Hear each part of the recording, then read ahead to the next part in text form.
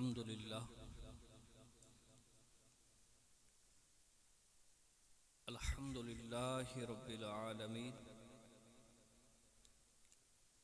والصلاة والسلام علی من کان نبیا وآدم بین الماء والطین وعلى آلہ الطیبین الطاہرین وصحبه الكرام المتقین المنتجبین وعلى اولیاء امته الکاملین وعلماء ملته الصالحین اما بعد فاعوذ باللہ من الشیطان الرجیم بسم اللہ الرحمن الرحیم وَأَمَّا السَّائِلَ فَلَا تَنْهَرْ آمنت باللہ صدق اللہ العظیم قال اللہ تبارک وتعالی فی شان حبیبہ مخبرا وآمرا ان اللہ وملائکتہ یصلون علی النبی یا ایہا الذین آمنوا صلوا علیہ وسلموا تسلیما۔ تمامی حضرات بآواز بلند اللہم صلی علی سیدنا و مولانا محمد وعلا آلہ و اصحاب سیدنا و مولانا محمد وبارک وسلم وصلی علیہ الصلاة والسلام علیکہ یا رسول اللہ وعلى آلك وأصحابك يا حبيب الله الصلاة والسلام عليك يا شفيع المذنبين وعلى آلك وأصحابك يا رحمة للعالمين۔ بھائی یہ پیچھے جو بیٹھے ہیں نا سب کے سب آگے آ جائیں، ایک محفل کی کوئی شکل بنے۔ یہ جو جتنے بھی پیچھے بیٹھے ہیں آگے آ جائیں، آگے تشریف لے آئیں۔ یہ قبلہ کاری صاحب کی میرے لیے ایک ڈیوٹی لگاتے ہیں، حکم ہوتا ہے کہ جب بھی یہاں پروگرام ہوتا ہے یہ ان کی پرزور اپیل اور حکم اور اصرار ہوتا ہے کہ آپ نے پہلے بیان اس لیے کرنا ہے کہ پہلے مجمع کو تیار کرنا ہے، پھر خطیب نے بیان کرنا ہوتا ہے۔ پچھلا خطاب بھی آپ کو یاد ہوگا، تو قبلہ کاری صاحب کا یہ حکم بھی ہم نے تو پورا کرنا ہوتا ہے نا، تو بآواز بلند درود پاک پڑھیں۔ اللہم صلی علی سیدنا و مولانا محمد وعلا آلہ و اصحاب سیدنا و مولانا محمد وبارک وسلم وصلی علیہ۔ علی جناب یہ پروقار خوبصورت بزم ملک الجہان اور ان کے لخت جگر حاجی محمد سلیمان نے سجائی ہے۔ دعا گو ہوں کہ رب کائنات ان کی یہ محفل بزم سجانا اپنی پاک بارگاہ کے اندر منظور و مقبول فرمائے۔ رونق محفل، روح محفل، خطیب پاکستان، خطیب اہل سنت حضرت علامہ مولانا قاری محمد عمران سلطانی صاحب تشریف لا چکے ہیں۔ میں زیادہ دیر حائل نہیں ہوں گا،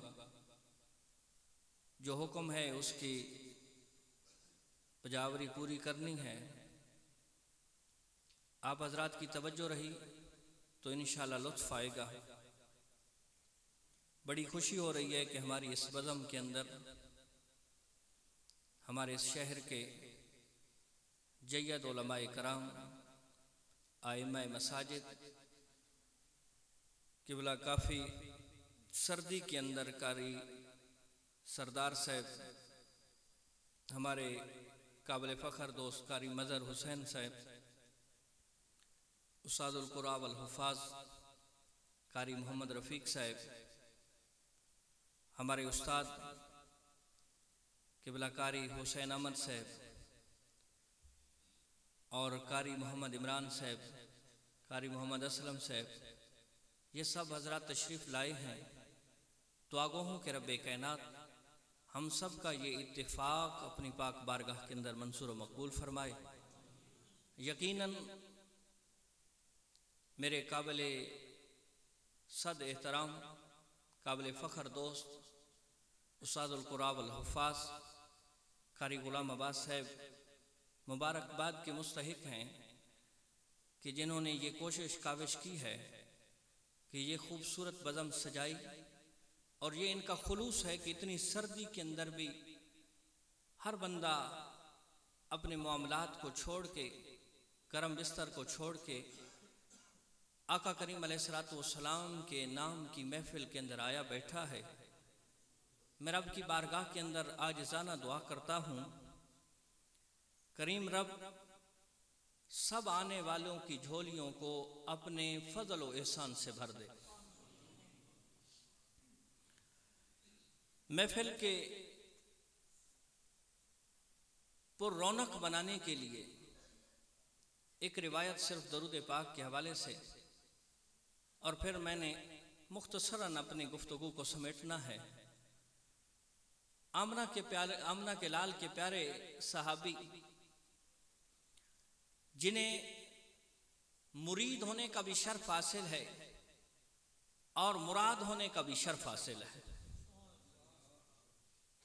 اور جن کا یہ مقام ہے کہ جس گلی جس رستے سے وہ صحابی گزرتا ہے، آمنہ کے لال فرماتے ہیں کہ جس گلی سے وہ گزرتا ہے شیطان اس گلی کو چھوڑ کے بھاگ جاتا ہے۔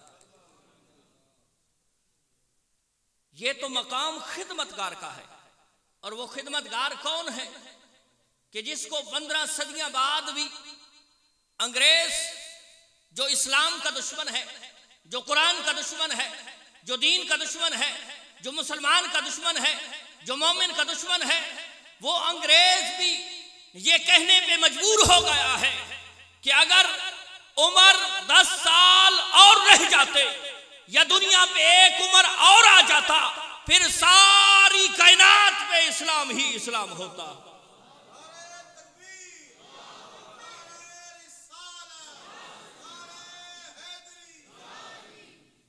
آپ بے شک رب کے فضل سے چنے ہوئے لوگ ہیں جو اس سخت سردی میں بھی آئے بیٹھے ہیں۔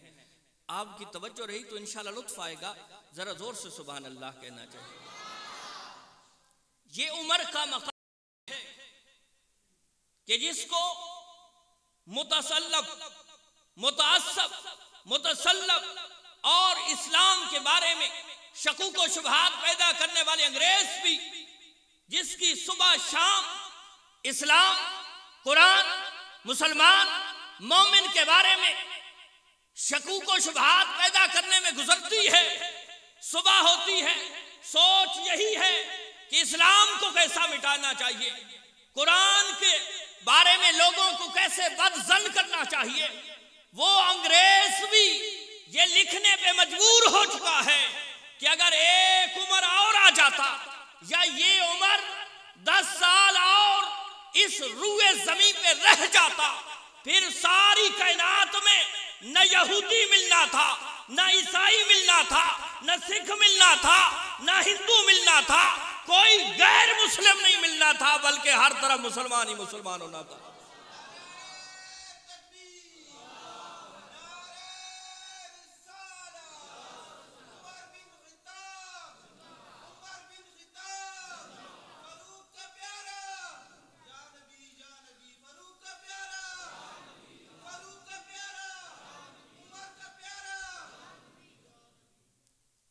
وہ حضرت عمر رضی اللہ تعالیٰ عنہ روایت کرنے والے ہیں، اور روایت کس کی ہے؟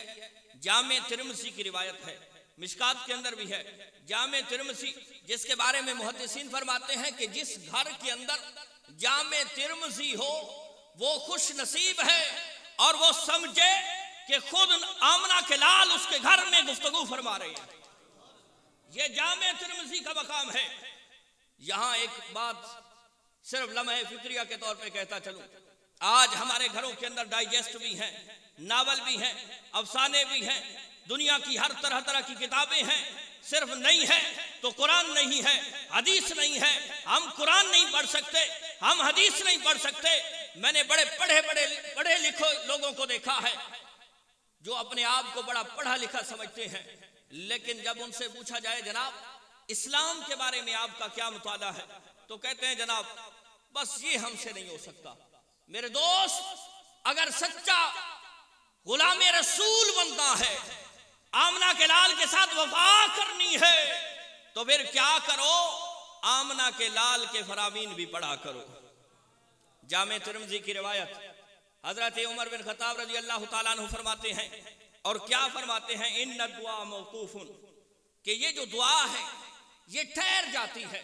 کہاں ٹھہرتی ہے؟ فرمایا بین السماء والارض، کہ یہ دعا زمین اور آسمان کے درمیان ٹھہر جاتی ہے۔ لا یسعد منہ شیء، اور جو کوئی بھی دعا مانگتا ہے، یعنی اس نے جو مانگا، شفا مانگی ہے، جو حاجت مانگی ہے، جو کچھ مانگا ہے، رزق مانگا ہے، فرمایا یہ جو تم دعا مانگتے ہو یہ زمین اور آسمان کے درمیان لٹک جاتی ہے۔ لا یسعد منہ شیء، اور تمہارا ایک لفظ بھی، ایک شے بھی، ایک حرف بھی رب کی بارگاہ میں نہیں چڑھتا۔ کیوں نہیں چڑھتا؟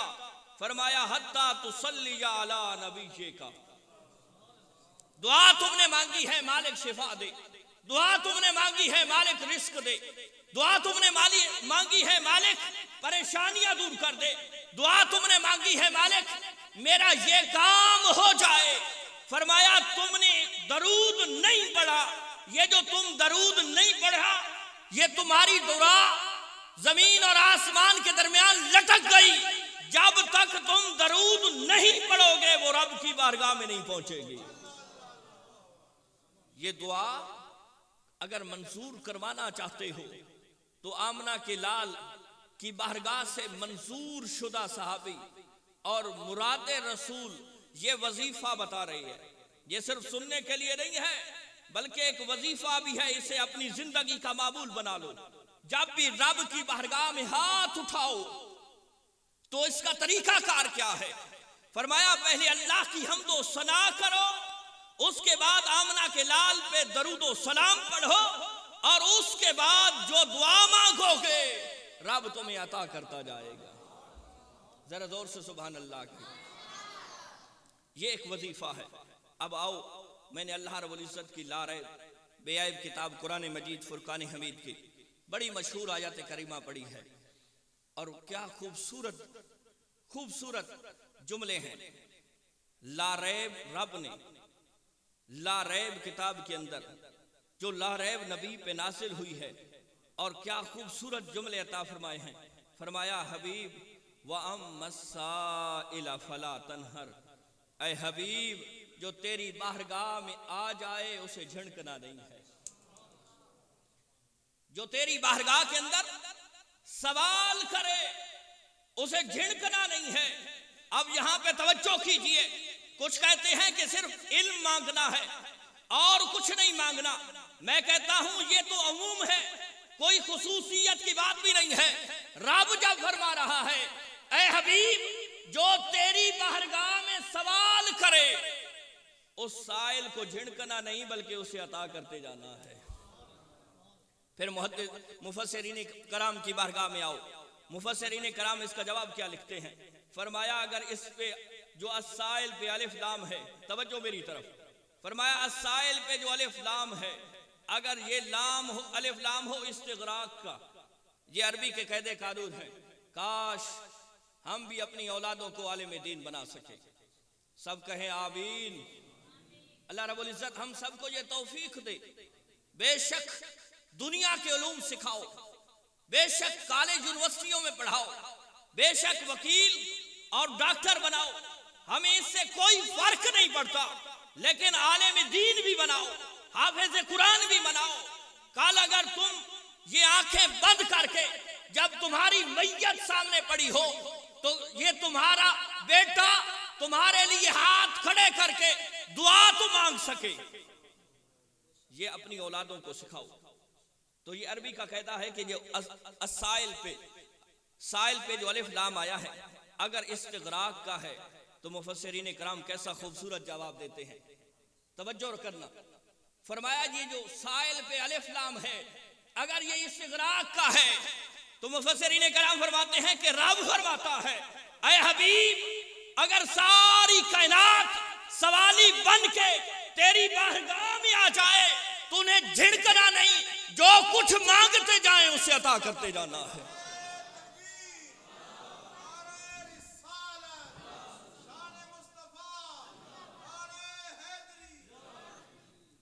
فرمایا جو سائل آ جائے، یہ نہیں ہے کہ اپنا ہو، یہ نہیں ہے کہ فلاں علاقے کا ہو، یہ نہیں ہے کہ اس کا سوال کیا ہو۔ فرمایا حبیب جھڑکنا کسی کو نہیں ہے، ساری کائنات سوالی بن کے تیری بارگاہ میں آ کے جھک جائے، تجھ سے سوال کرے، جھڑکنا نہیں بلکہ اسے عطا کرتے جانا ہے۔ اور دوسرا فرمایا اگر یہ الف لام استغراق کا نہیں بلکہ الف لام جنس کا ہے تو پھر کیا معنی بنے گا؟ مفسرین کرام فرماتے ہیں کہ اگر یہ الف لام جنس کا ہو تو فرمایا کہ رب تعالیٰ اپنے حبیب سے فرما رہا ہے اے حبیب جو سوالی آئے، جو سوال لے کے آئے، جس وقت آئے، جہاں آئے، اسے جھڑکنا نہیں۔ کوئی علم مانگتا ہے علم دے دو، کوئی مال مانگتا ہے مال دے دو، کوئی ایمان مانگتا ہے ایمان دے دو، کوئی شفا مانگتا ہے شفا دے دو۔ جو آئے، جو سوال کرے، جس وقت کرے، جہاں کرے، حبیب جھڑکنا نہیں ہے، اسے عطا کرتے جانا ہے۔ آج تو یار سارے تھکے بیٹھے ہو، میرے تو زیادہ، ذرا زور نال سبحان اللہ ہونے، زور نال سبحان اللہ۔ کیا فرمایا؟ حبیب جب آئے، جو آئے، جس وقت آئے، جہاں آئے، جو مانگے اسے جھڑکنا نہیں بلکہ عطا کرتے جانا ہے۔ اب کوئی کہے کہ جناب یہاں سے مراد علم ہے، تو میں کہتا ہوں کہ کوئی تفسیر کائنات کی اٹھا لو، چاہے عربی کی ہو، چاہے فارسی کی ہو، چاہے اردو کی ہو، چاہے ہندی کی ہو، چاہے عبرانی زبان کی ہو، جو تفسیر اٹھا لو، کسی کے اندر یہ نہیں ہے کہ سائل یہ سوال کرے، ہر کے اندر عموم ہے، عموم یعنی عام ہے۔ جس وقت جو سوالی جو سوال آ کے کرے، حبیب کو حکم ہے مالک لم یزل کی طرف سے، حبیب اسے جھڑکنا نہیں، اسے عطا کرتے جانا ہے۔ اب آؤ کہ صحابہ نے کیا مانگا ہے، کیونکہ صحابہ سے بڑا مومن تو ہو کوئی نہیں سکتا۔ کائنات کے اندر لوگ نمازی ہو سکتے ہیں، لوگ حاجی ہو سکتے ہیں، لوگ سخی ہو سکتے ہیں، لوگ پرہیزگار ہو سکتے ہیں، لوگ غوث ہو سکتے ہیں، لوگ قطب ہو سکتے ہیں، لوگ ابدال بن سکتے ہیں، لوگ غوث الاعظم تک پہنچ سکتے ہیں، لوگ ولایت کی ہر سیڑھی چڑھ سکتے ہیں، لوگ معرفت کی ہر سیڑھی کو عبور کر سکتے ہیں، لیکن صحابی رسول نہیں بن سکتا، کیونکہ یہ صحابی کس سے بنتا ہے؟ نہ نمازوں سے بنتا ہے، نہ روزوں سے بنتا ہے، نہ جہاد سے بنتا ہے، نہ زکوٰۃ سے بنتا ہے، نہ علم سے بنتا ہے، نہ فقہ سے بنتا ہے، نہ حدیث سے بنتا ہے، ارے نہ عبادتوں سے بنتا ہے، نہ ریاستوں سے بنتا ہے، نہ نوافل سے بنتا ہے، نہ فرائض سے بنتا ہے۔ ارے صحابی کیسے بنتا ہے؟ صحابی تو صرف در مصطفیٰ پہ چہرہ والضحیٰ کو دیکھنے سے جلتا ہے، اور صحابی کا تو بڑا مقام ہے۔ فرمایا قرآن کی نص ہے کہ اگر تم چاہتے ہو کہ تمہارا ایمان رب کی بارگاہ میں منصور ہو جائے تو فرمایا اپنے ایمان کو صحابہ کے ایمان جیسا بنا لو۔ اگر تمہارا نظریہ، تمہاری سوچ، تمہارا فکر، یہ عقیدہ صحابہ جیسا ہو گیا، پھر سمجھ جاؤ تم بھی ان کی راہ پہ چلتے ہوئے جنت نہ پا جاؤ۔ اب آؤ صحابہ نے کیسے نبی علیہ السلام کی بارگاہ سے سوال کیا۔ سیدنا حضرت ابی ہریرہ رضی اللہ تعالیٰ عنہ آمنہ کی لال کی بارگاہ میں آتے ہیں اور آ کے عرض کرتے ہیں بندہ نواز آپ کی محفل میں بیٹھتا ہوں اور آپ جو ارشاد فرماتے ہیں میرا ذہن بہت کمزور ہے، نسیان کا مریض ہوں، آپ جو ارشاد فرماتے ہیں وہ مجھے یاد نہیں رہتا، سمجھنا وہ مجھے یاد نہیں رہتا۔ یہ کیا مانگ رہے ہیں؟ حافظہ مانگ رہے ہیں. یہ روایت آپ علماء سے بہت مرتبہ سن چکے ہیں. میں نے صرف آپ کو اتنا بتانا ہے کہ یہ دیکھیں کہ صحابی ہمیں اپنا نظریہ کیسا بتا رہے ہیں. اب آمنہ کے لال نے یہ نہیں فرمایا اے ابو ہریرہ تم مجھ سے اپنی ذہن کی مضبوطی مانگنے آئے ہو, اپنے ذہن کی قوت مانگنے آئے ہو, میں کیا کر سکتا ہوں, جاؤ نوافل پڑھو, جاؤ فلاں وظیفہ کرو, جاؤ یہ کرو, جاؤ وہ کرو. بلکہ آمنہ کے لال فرماتے ہیں اے ابی ہریرہ اب آئے جو ہو اپنی چادر کو بچھا دو. حضرت ابی ہریرہ اپنی چادر کو بچھاتے ہیں. آمنہ کے لال یوں ہاتھوں کو اٹھاتے ہیں اور ہاتھوں کو اٹھا کے 3 مرتبہ یہ لبوں کو لب بھر کے 3 مرتبہ اس چادر پہ اڈیل دیتے ہیں. کیا کرتے ہیں؟ اور وہ لب وہ آپ مکھڑے والے محبوب کے ید اللہ والے ہاتھ جب اٹھتے ہوں گے تو میرے امام کیا فرماتے ہیں کہ وہ جس کے لیے اٹھتے ہیں پھر اس کا مقام کیا بن جاتا ہے. فرمایا اجابت کا صحرا نجابت کا جوڑا. میری طرف توجہ. اجابت کا صحرا نجابت کا جوڑا دلہن بن کے نکلی. دعائے محمد اجابت نے بڑھ کے گلے سے لگایا بڑی ناز سے جب دعائے محمد. ارے یہ تو وہ ہاتھ ہیں جنہیں رب اپنی قدرت کا ہاتھ فرما رہا ہے. ید اللہ والے ہاتھ اوپر کو اٹھتے ہیں 3 مرتبہ لبوں کو بھر کے اس چادر پہ اڈیلتے ہیں. فرمایا ابی ہریرہ اسے اپنے سینے سے لگا لو. اب حضرت ابی ہریرہ کوئی معترض نہیں تھے, کوئی سوال کرنے والے نہیں تھے, کوئی منافق نہیں تھے. انہوں نے کوئی اعتراض نہیں کیا کہ آئے آمنہ کے لال میں تو حافظہ مانگنے آیا تھا, میں تو اپنی ذہن کی مضبوطی مانگنے آیا تھا, یہ آپ نے چادر بچھانے کا حکم دیا ہے, پھر اس میں کچھ چیز بھی نہیں ہے, اپنے سینے سے لگانے کا حکم دیا ہے. ارے وہ عاشق تھا, منافق نہیں تھا. آمنہ کے لال نے حکم فرمایا کہ اے ابی ہریرہ اسے اپنے سینے سے لگاؤ. تو حضرت ابی ہریرہ کوئی سوال نہیں کرتے, کوئی اعتراض نہیں کرتے, کوئی شک و شبہ نہیں کرتے, بلکہ اس کو سینے سے لگاتے ہیں. اور اس کے سینے سے لگانے کا پھر فائدہ کیا ہوتا ہے؟ حضرت ابی ہریرہ فرماتے ہیں جب تک زندہ رہے فرمایا جو جو میں نے فرمان مصطفیٰ سنا تھا اور جو جو اشارہ میرے آمنہ کے لال نے کیا تھا وہ اشارہ بھی یاد ہے, وہ فرمان بھی یاد ہے.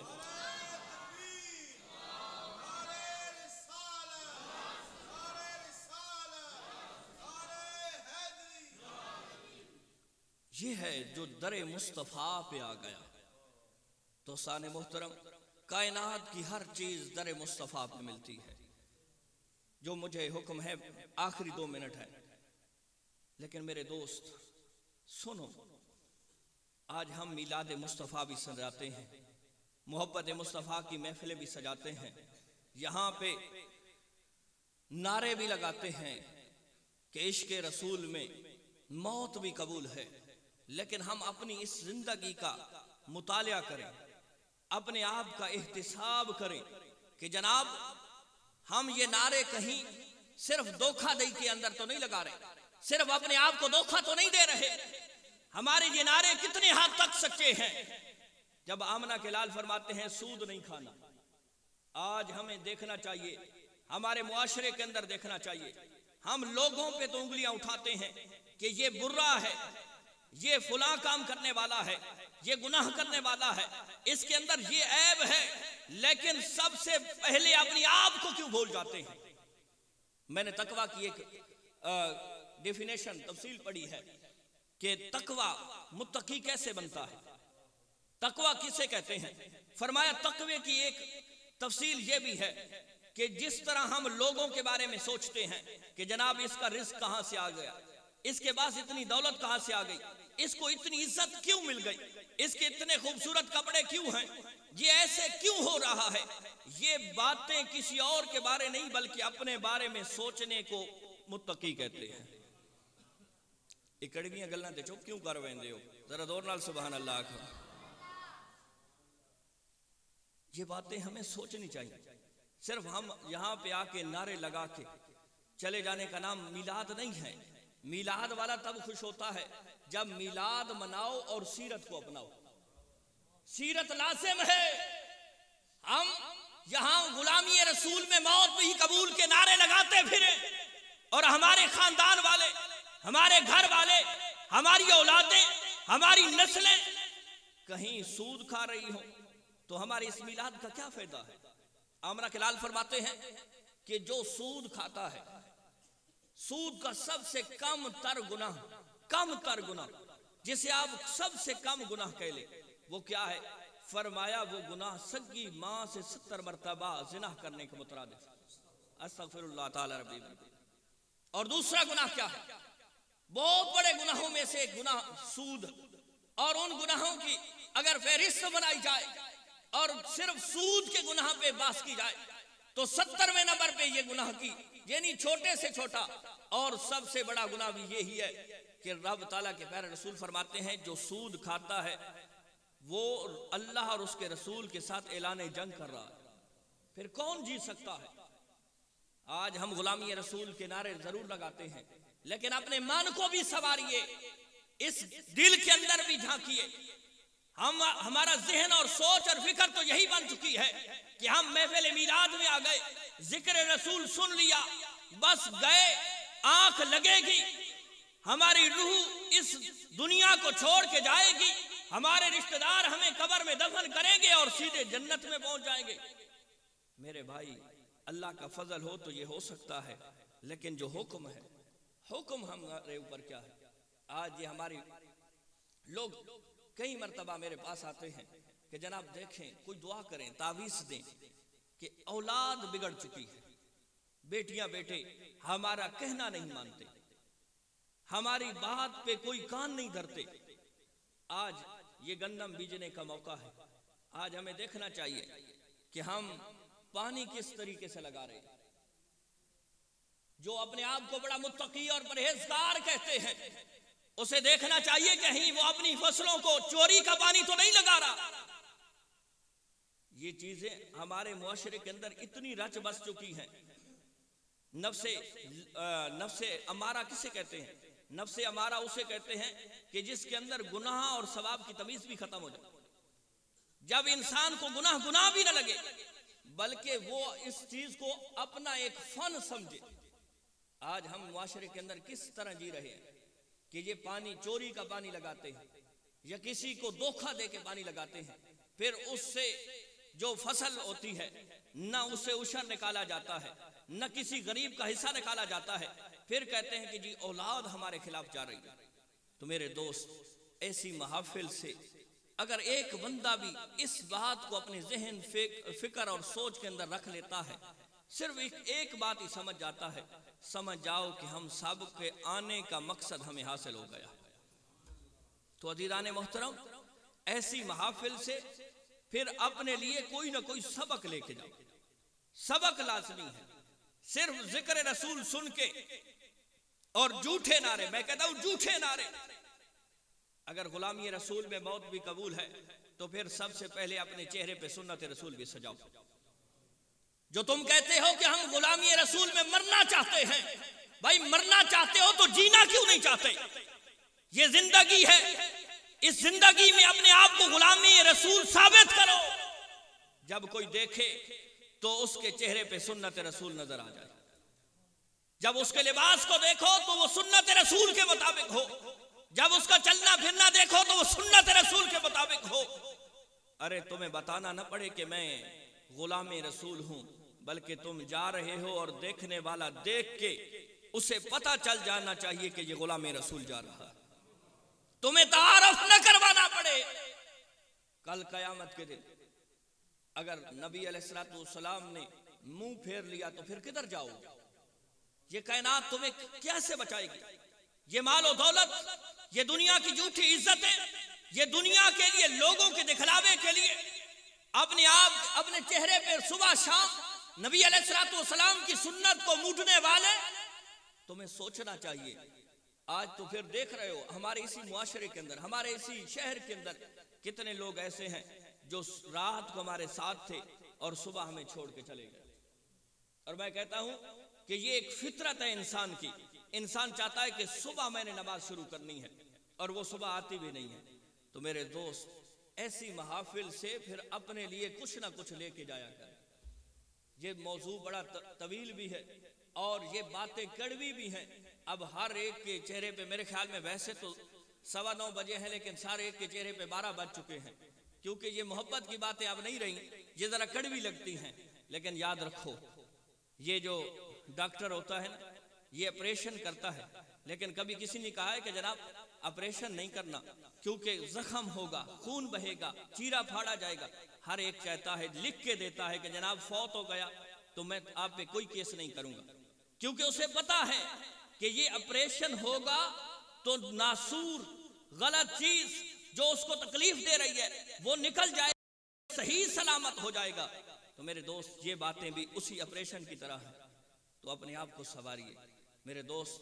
ایسی محافل کے اندر یہی صرف نیت لے کے آئیں، یہی نیت لے کے آئیں کہ اللہ رب العزت ہم سب پہ فضل فرمائے، اور ہم جس طرح دل کے اندر ایک نعرہ لگاتے ہیں، کاش ہماری زندگی پہ بھی غلامی رسول کا نعرہ سچ ہو جائے۔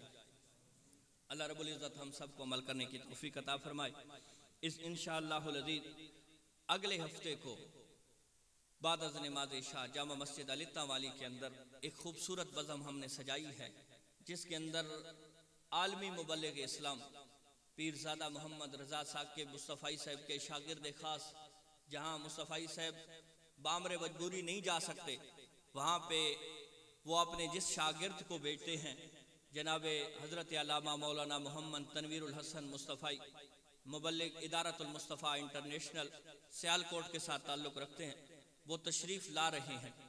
یہ میں آپ کو سب کو میزبان بنا رہا ہوں کہ آپ حضرات نے، وہ اکثر اصلاحی بیان فرمانے والے ہوتے ہیں، تو آپ حضرات کو میزبان بنا کے میں یہ گزارش کر رہا ہوں کہ آپ نے اپنے سب دوستوں کو، رشتہ داروں کو، تعلق داروں کو، جس طرح تم اپنے رشتہ داروں کو اور تعلق داروں کو بتاتے ہو نا کہ فلاں جگہ پہ کبڈی ہونی ہے یا والی بال کا میچ ہونا ہے، اسی طرح آپ نے انہیں یہ دعوت بھی دینی ہے اور یہ مجبور بھی کرنا ہے کہ ان حضرات کو لے کے اس محفل بزم کے اندر آنا ہے۔